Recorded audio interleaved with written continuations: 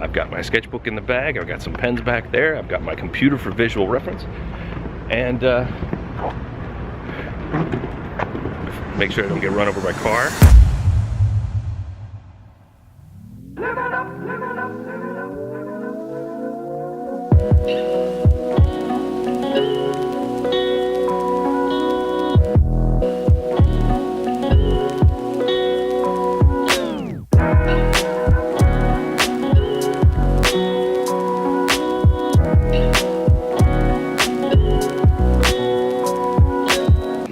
So today is a little bit of an experimentation day. I'm going to be doing some work that I'm not normally accustomed to doing, which is minimalism. Basically what it comes down to is this. I feel like I need to put some smaller pieces in my shop so that people can buy them.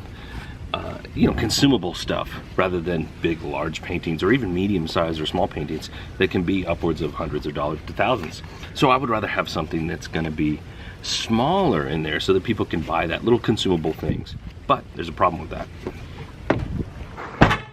The problem with that is that my work isn't minimalist and it's rarely easily consumable.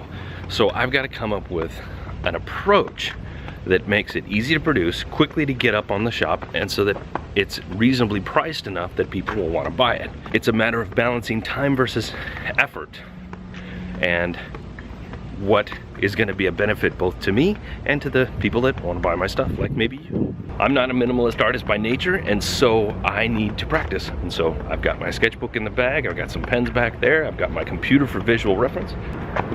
Make sure I don't get run over by a car. And so we're going to practice a lot today and study and figure out how to do this right, because I have ideas in my head, I just don't know if I can execute them until I get some practice done.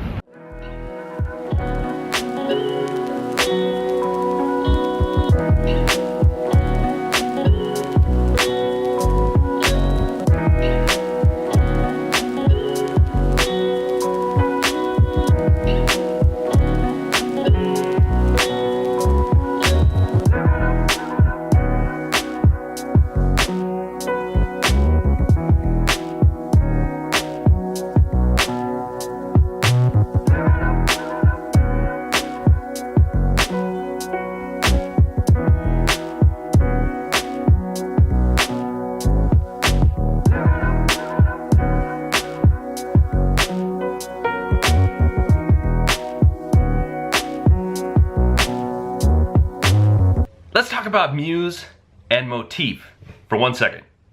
Take this painting right here as an example. Unto itself, it has its own motif, whether you want to call it straight abstract, whether you want to call it rips and tears, whether you want to call it contrasting color, whatever that motif is to you, that's what it is. To me, it's an experimentation in technique, and the motif is obviously the layers and the depth.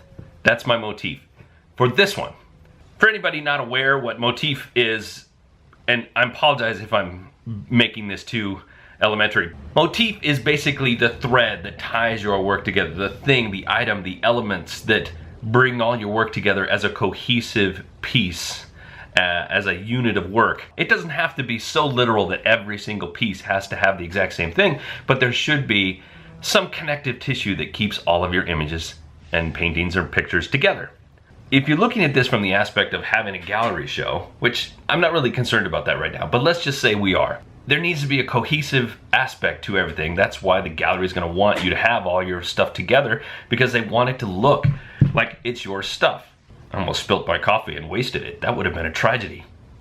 So when I look at the continuity of all the pieces that I've done recently and try to stitch them together in some sort of motif, I have a hard time with it. In all due fairness to myself, I'm in this experimental mode with my work. I'm kind of always in an experimental mode with my work, but right now especially, kind of trying to find my thing. If you compare this one to this one to this one, and finally this one, you will have a hard time perhaps finding the string that ties them all together. Now, this was my first one in this latest series, and an interesting one to pause on because obviously trust is a big thing. As I was looking at all my paintings as a group, I felt like I was missing that connective tissue that kept all of them together. The most uniform thing about them is their color palette, which is a decent start, but it's not the only thing that should tie these things together, especially considering that their imagery is so vastly different. So, what do I do about this? Now, I said earlier that I'm in this mode of discovery. I'm trying to experiment with things and learn techniques for myself about what I like, what I appreciate, because what I learned here lent itself to this, which made room for this, which brought me to go bigger with this. And now that I'm here, where do I go from there? The answer is simple. Combine them all. Let's take one step back. Although I am proud of all of these pieces, this one is my favorite. Gotta say, it's my favorite so far. It's the one I'll probably keep.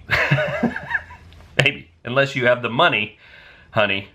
What I like most about this is that there's the layers all up in here. I love that. And then I put the skull on top of it. And that felt great. That was scary, but it felt great. I really do like this, you know, and I've got my text in there, my typo in there, which, hey, that's me. So now when we go back to this one, you can obviously see the progression. If you've been watching along, paying attention to what I've been doing, especially on Snapchat, which you should do, or Instagram, which you should do. If you've been following along, you've seen the progression. After I pulled the tape off of the blue and white layer and had this reveal, I was like, stoked! This looks so good! Except it's missing something. And what it's missing is that uniform thread, that connective tissue, that motif that I don't have compared to the others. But I can fix it. Now, I'm not gonna fix this one. This one is done. I like this one a lot. This is, to me, a very important piece because it helped me get to where I'm going to go next. I'm going to combine this idea with this idea. So obviously motif is important because, like I said, connects everything together. It's the tie that binds. But it's not necessarily essential for anybody who's just getting started. Because right now, if you're just getting started with your work, or you're trying new things, or you're diving into brand new territory, just go. Just get it done. Just do that thing, because eventually you're gonna run across something that helps you go from this to this, and then meet in the middle somewhere. That's the idea, at least.